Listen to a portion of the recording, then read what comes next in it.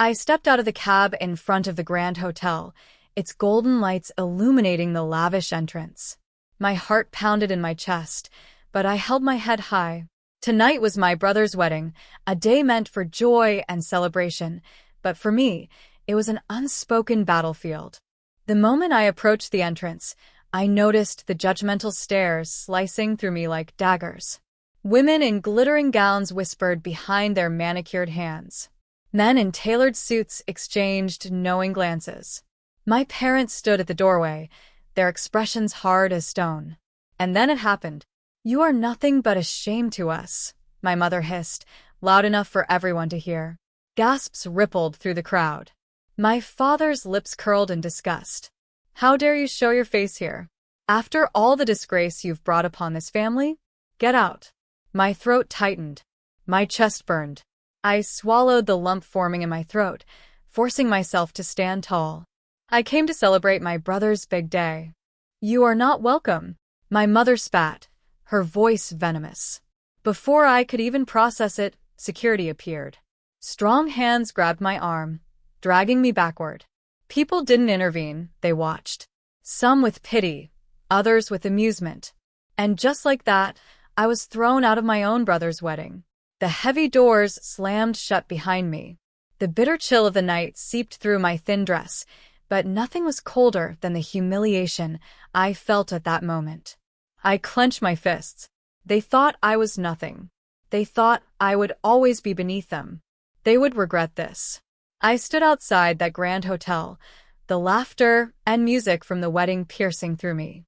I could almost hear the toasts, the speeches, the celebration. I was denied.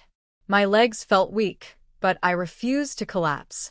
I hailed another cab, my voice barely steady as I gave the driver my address. The ride back was silent. No tears. No outbursts. Just the weight of years of mistreatment pressing down on my chest. I lived in a tiny apartment, the kind my parents sneered at. They had cut me off years ago for choosing to walk my own path. They wanted perfection. I was not their version of it. I curled up on my worn-out couch, staring at the ceiling. The pain was unbearable, but pain was fuel, and I would use every ounce of it to build something they never imagined. The next morning, I woke up with a fire in my chest. No more waiting. No more hoping. It was time to act. For years, I had been struggling, working multiple jobs, scraping by, fighting to build a name for myself in the business world. I had faced rejections, betrayals, failures. But I never stopped. I pulled out my laptop, my hands steady. There was a deal in the works, a major investment I had been negotiating for months. It was risky, but I had everything to gain and nothing left to lose. I spent the next few weeks working tirelessly, using every connection, every ounce of knowledge, every bit of grit I had left. And then one day it happened. The deal went through. Not just a small success, a life-changing, table-turning, earth-shattering win. I wasn't just making money. I was stepping into a league my parents never thought I could reach. Months passed. My wealth grew. My power solidified. And then, as if fate had orchestrated it perfectly, I received an invitation. Another grand family gathering. I smirked at the golden invitation, turning it in my hands. This time, I wouldn't be the one standing outside. The night of the event, I arrived fashionably late. But I didn't just arrive, I made an entrance. The Rolls-Royce glided through the opulent venue, and as I stepped out, silence fell over the crowd. The same people who once sneered at me now gawked in disbelief. My father, my mother, my brother, they all froze. I walked in, every step deliberate, my confidence unshakable. And when I reached them, I smiled. "Oh, you didn't expect me?" I said smoothly, my voice carrying through the room. My mother's face went pale. My father looked like he had swallowed nails. The tables had turned, and I was just getting started. A murmur spread through the grand hall like wildfire. The clinking of glasses halted. Conversations ceased. All eyes were on me. I took my time, letting them absorb the shock, the disbelief, the reality that I was no longer the broken girl they had discarded like an old, unwanted relic. My father's jaw clenched, so tight I thought it might shatter. My mother's fingers trembled against the stem of her wine glass. And my dear brother. He looked anywhere but at me, his discomfort evident in the way he shifted on his feet. "What are you doing here?" My mother's voice was sharp, cutting through the thick silence. I tilted my head, feigning innocence. "Why?" "I was invited. You wouldn't want to be rude, would you? That would be a shame, considering your obsession with appearances." Gasps. A few muffled chuckles from distant relatives who had always remained silent spectators in my family's drama. My father stepped forward, his face an unreadable mask of rage. "You have no place here. I don't care if you show up in a Rolls-Royce or a private jet. You are not part of this family anymore." I let out a soft, humorless laugh. "Oh, Dad, that's where you're mistaken. I was never part of your family. I was just a piece in your perfect picture. And when I refused to fit in, you cut me out. But guess what? I built my own frame." The tension thickened. My father's lips thinned, but I wasn't done. I turned to my brother, who still hadn't spoken a word. "Congratulations on your marriage, by the way," I said, flashing him a smile that didn't quite reach my eyes. "I hope she knows what she signed up for." A flicker of something passed across his face. Guilt? Shame? It didn't matter anymore. I turned my back on them, walking toward the bar, my designer heels clicking against the marble floor. "Enjoy the party. It's a beautiful venue. Almost as beautiful as the one I just purchased downtown." I tossed the words over my shoulder. I didn't need to look back to know they were shocked beyond belief. I leaned against the bar, ordering a glass of champagne, feeling the weight of 100 stares drilling into my back. They were talking about me. Some whispered in hushed voices, barely concealing their shock. Others weren't as subtle. "Is that really her? She looks different. Did you see her car? My God, I thought she was struggling. Did she just say she bought a venue? There's no way." I smirked into my glass, letting the sweet liquid coat my tongue. People loved a downfall, but they loved to come back even more. And I had given them one they would never forget. That's when someone approached me. "I almost didn't recognize you," came a soft voice. I turned, surprised to see my cousin Olivia. Unlike the rest of my family, Olivia had never been cruel. She had never been particularly warm either, but she had never joined in the cruelty. "Well, people change," I said smoothly, taking another sip. Her eyes flickered toward my parents, who were still frozen in place, trying to regain their dignity. Then back to me. "I knew they were harsh to you, but I didn't know they threw you out like that," she admitted, shifting uncomfortably. I raised an eyebrow. "And yet, you never said a word." She flinched. I was scared. They control everything. They could have cut me off too. I studied her for a moment. The fear in her voice wasn't fake. But it didn't matter anymore. "Well, you don't have to be scared of them anymore," I said, leaning in slightly. "Because in case you haven't realized, I outrank them now." Her eyes widened slightly, realization dawning. Yes, my parents had wealth, but I had power.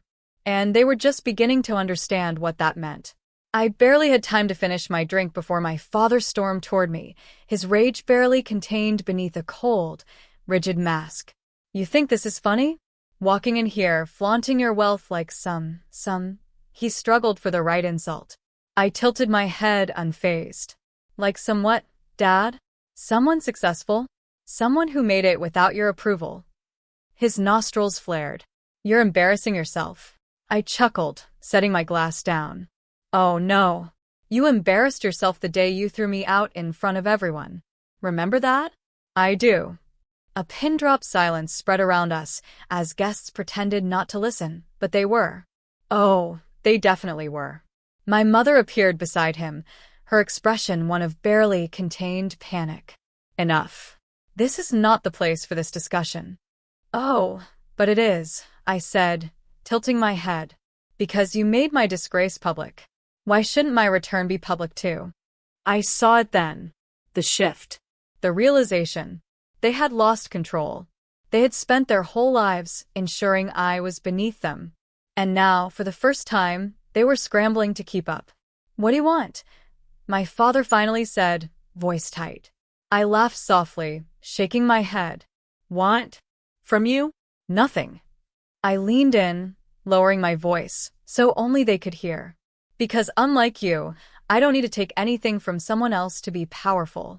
I built my own empire. One you can't touch. One you can't ruin. And one day, when you come knocking for help, because you will, I hope you remember how you threw me away like garbage. My father's face drained of color. My mother's lips parted as if to speak, but no words came out. And then I turned my back on them, once and for all. This time, I was the one walking away. And it was glorious.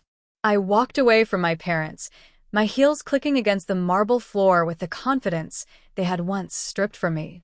Each step felt like a reclaiming of everything they had stolen, my dignity, my worth, my place in the world. But I wasn't here just to prove a point. I was here to make sure they understood that I was no longer under their control. The whispers followed me like a storm cloud as I moved through the grand hall, champagne glass still in hand. The luxurious scent of fresh flowers mixed with expensive perfume filled the air, but all I could smell was victory. I felt a presence behind me before I even turned. You really made an entrance, didn't you? A smooth voice interrupted my thoughts. I turned, raising an eyebrow at the man standing before me. He was dressed in an impeccably tailored suit, his sharp green eyes holding something close to amusement. I recognized him immediately. Daniel Caldwell, one of the city's most influential investors. A man my father had spent years trying to impress, yet had never quite won over. And now here he was, talking to me. Daniel, I greeted, offering a small, knowing smile. I wasn't expecting to see you here. He smirked. And I wasn't expecting a show, but here we are. His gaze flickered over to my parents, who were still frozen in shock near the entrance. They looked like they just swallowed glass. I chuckled. Good. It's about time they felt what it was like to be the ones humiliated in public. Daniel studied me for a long moment before lifting his glass. To poetic justice, then. I clinked my glass against his, taking a slow sip.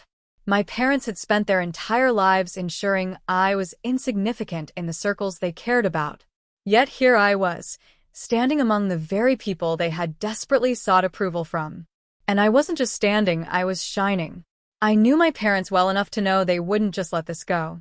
They might have been stunned into silence tonight, but I wasn't naive enough to believe they wouldn't retaliate. And I was right. Barely an hour later, my father cornered me near the balcony, his expression dark with fury. You think this is over? He hissed, his voice low enough that only I could hear. I took a slow sip of my champagne, unfazed. I don't think, Dad. I know. His nostrils flared. You think because you have money now you're untouchable? We made you. You wouldn't have survived a day without us. I tilted my head, feigning curiosity. Funny, considering you threw me away like garbage. If you were so essential to my survival, I should have been begging on the streets, right? His mouth opened. Closed. Because he knew. I had proven him wrong. He stepped closer, lowering his voice even further. You have no idea who you're messing with. I gave him a slow, knowing smile. And that's your biggest mistake. Thinking I'm still the scared girl you threw out of your life. I am not her anymore. And you don't scare me. For the first time in my life, I saw something flicker in his eyes that had never been there before. Fear. I expected my parents' reaction. What I didn't expect was my brother approaching me after everything.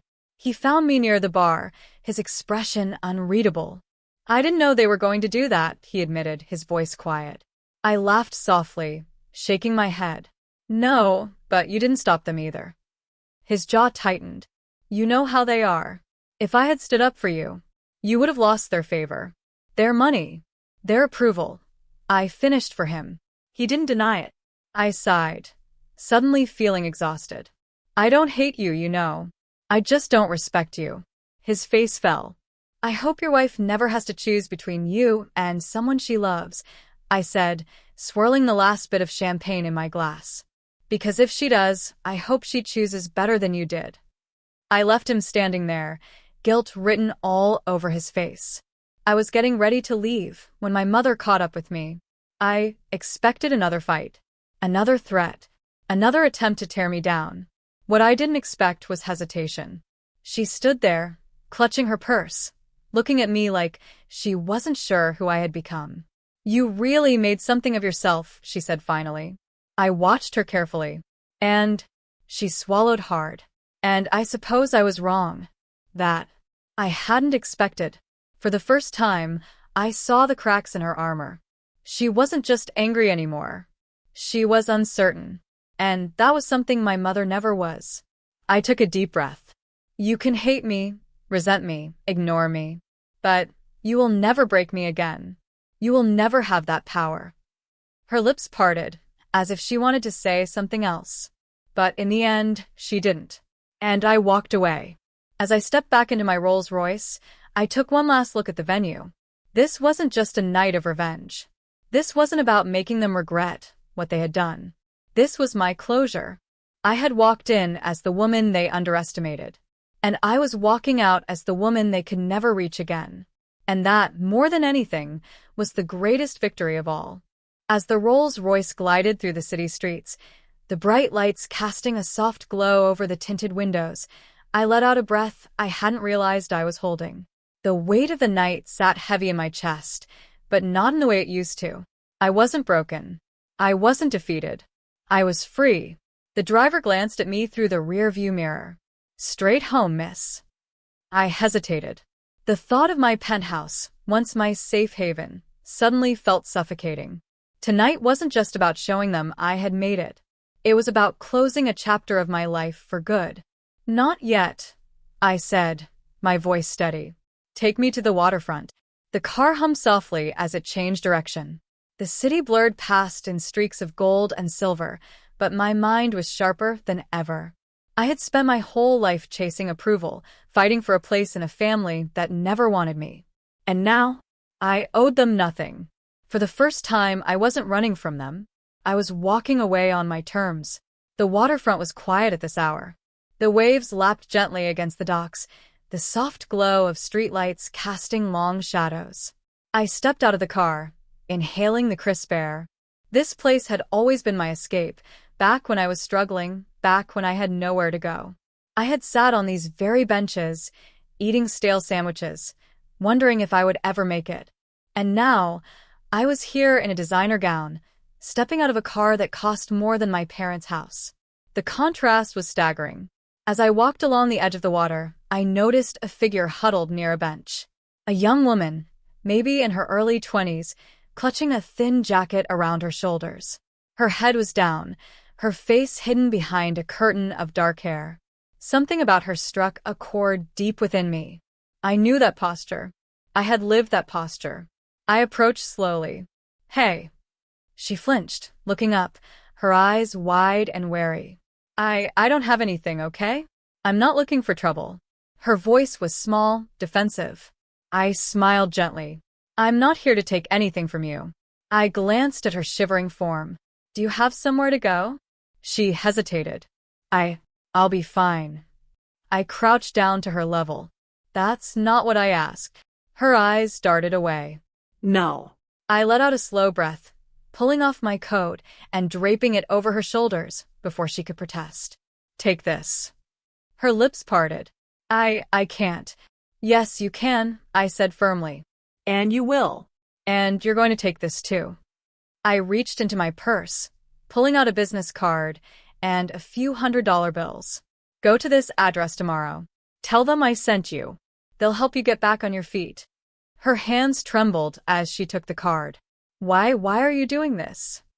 I smiled, the first genuine smile I had given all night. Because once, someone told me I was nothing. And I believed them, until I didn't. You don't have to believe them either. Tears welled in her eyes as she clutched the card to her chest. "Thank you." I nodded. "You're going to be okay. Just don't let anyone tell you otherwise."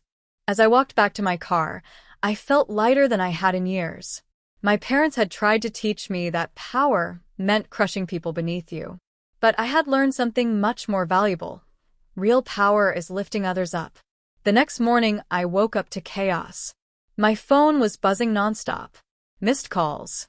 messages, even emails. I frowned, rubbing the sleep from my eyes as I reached for the device. Father, we need to talk. Immediately. Mother, call me now. Brother, what the hell did you do? I blinked, then scrolled further. And then I saw it. The headline. Mysterious businesswoman steals the spotlight at high society wedding and outsmarts one of the city's most powerful families. A photo of me stepping out of my Rolls Royce was plastered across the front page. Another showed my parents' stunned faces. Someone had caught the exact moment of their humiliation, and now the whole city was reading about it. I let out a slow, satisfied exhale. I didn't have to expose them. They had done that all by themselves. And now? Now, they were the ones scrambling to fix their image. An hour later, my father's number popped up on my screen again. This time, I answered. Finally, he snapped the second I picked up. You need to fix this. I arched an eyebrow, leaning back against my pillows. Fix what? The media is tearing us apart. Do you have any idea what you've done? I smirked. I didn't do anything, Dad. You did this to yourself. Silence. Then, you think you're untouchable now, don't you? Not untouchable, I mused. Just out of your reach. He let out a slow, controlled breath. We can negotiate. You don't want this war. I laughed, a genuine, amused laugh. Dad, I'm not fighting a war. I'm just winning the life you tried to keep from me. His silence told me everything. For the first time in his life, my father had no control. And he hated it. I met them in a private lounge later that evening. They had aged overnight. The stress of the scandal, the loss of control, was eating at them. My mother tried a softer approach. We can move past this, sweetheart. We're still family. I leaned forward, studying them. Family? Where was family when you humiliated me? When you made sure I had nothing? She swallowed hard. We made mistakes. Yes. You did. A beat of silence. What do you want? My father finally asked, the desperation barely masked in his voice. I smiled. Nothing. Confusion flickered in their eyes. You see, Dad, that's the difference between us. I don't need revenge. I don't need to take everything from you just because I can. I stood, straightening my dress. I just needed you to know that you never had the power you thought you did. And with that, I walked away. For the last time. The moment I stepped out of that room, I felt free. Not because of money, not because of power, but because I had walked away from them with no regrets. I didn't need their approval. I didn't need their validation. I had built something far more valuable. A life that was truly mine. Weeks later, I received an update. The young woman I had helped at the waterfront? She was doing well. She had found a job. A safe place to stay. A new beginning. And in that moment I knew that was the real victory. Not money. Not revenge. But kindness. Strength. Freedom. I had built a life on my own terms. And that was something my parents could never take away from me.